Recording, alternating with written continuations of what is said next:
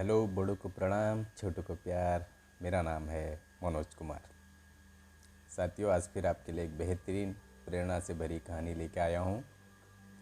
उम्मीद करता हूँ आपको ये कहानी नई दिशा और नई ऊर्जा ज़रूर देगा।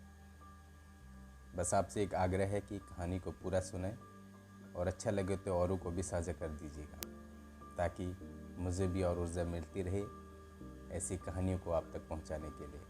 थैंक यू सो मच, आप इतना प्यार देते हैं। अक्सर ही लोग जब बॉडी बिल्डिंग का नाम लेते हैं तो दिमाग में जो छवि उभरती है वो एक ऐसे इंसान की होती है जो भारी भरकम वेट उठाता हो, जिम करता हो, हट्टा कट्टा शरीर हो, है ना, रनिंग करता हो। लेकिन क्या आप सोच सकते हैं कि एक दिव्यांग लड़की भी अपना करियर बॉडी बिल्डिंग में बना सकती है? जी हाँ, ये कहानी है रेशमा की और उसके सपनों की उड़ान की। एक झुग्गी बस्ती में रहने वाली रेशमा को आज करोड़ों लोग जानते हैं। दरअसल रेशमा ने शेरू क्लासिक्स 2022 का खिताब अपने नाम किया है। अच्छा, थोड़ा सा शेरू क्लासिक के बारे में बता दूं। ये एशिया का पहला IFBB pro qualifier body building show है। कहते हैं कि पूरी लगन मेहनत से कोई काम किया जाए तो आपकी कमज़ोरी भी आपकी हिम्मत बनकर साथ देती है। हम आज आपको एक ऐसे ही लड़की के बारे में बताने जा रहे हैं जिसने लाइन हकीकत में बदल दी। रेशमा बताती है कि जब वो पैदा हुई थी उस वक्त तो वो बिल्कुल ठीक थी। सभी बच्चों की तरह रेशमा के माँ बाप ने भी उन्हें पोलियो का टीका वगैरह लगाया था। लेकिन अचानक आए एक बुखार ने रेशमा के शरीर को आधा पैरालाइज कर दिया।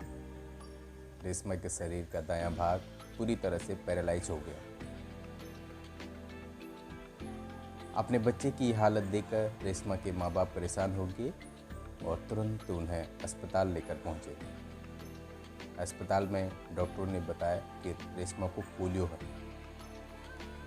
और सोचो, जिस बच्चे के बारे में उनके माँ बाप को अगर इस तरह से बताया जाए तो उनके माँ बाप पे क्या बीत रही होगी। वो बिल्कुल टूट गए। हालांकि उन्होंने हार नहीं मानी और बच्ची के इलाज के लिए दर दर भटकने लगे। उसके बाद एक डॉक्टर ने रेशमा के पैरों की सर्जरी करने को कहा, जिसके बाद बचपन में ही रेशमा के दोनों पैरों का ऑपरेशन हुआ। उनके दोनों पैरों में 32 टांके लगे थे, जिस कारण आज भी रेशमा उस दर्द से गुजर रही है। पैरों के इस दर्द के बाद भी रेशमा घंटों जिम में भारी भरकम वेट उठाती है। रेशमा को हमेशा से ही फिट रहना पसंद था। योग करना, एक्सरसाइज करना उसकी ज़िंदगी का एक हिस्सा था। लेकिन फिर एक दिन उनके पिता की मृत्यु हो जाती है और जिसके बाद वो एकदम से टूट जाती है।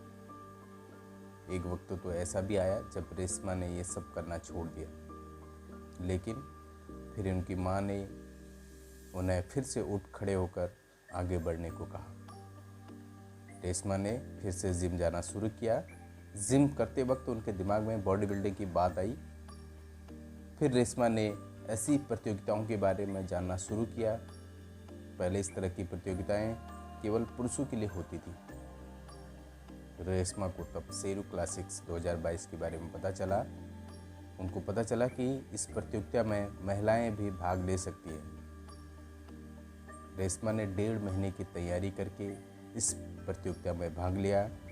इस प्रतियोगिता में उनके अलावा और 24 दिव्यांग बॉडी बिल्डर पुरुष थे और वह अकेली महिला थी। लेकिन रेशमा के हौसले इतने बुलंद थे कि आखिरकार उन्होंने शेरू क्लासिक्स 2022 का खिताब अपने नाम कर लिया। रेशमा के इस सफ़र में मुश्किलें भी कई हैं। एक बॉडी बिल्डर को अपने वर्कआउट के हिसाब से ही डाइट भी लेनी पड़ती है। रेशमा के पिता की मृत्यु के पहले से ही किन्हीं कारणों से उनकी माँ और पिता जो है अलग रहते थे।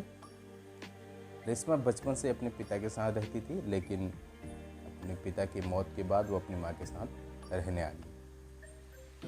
रेशमा अपने पिता के साथ बचपन में जो है मुंबई के पॉश इलाके में रहती थी।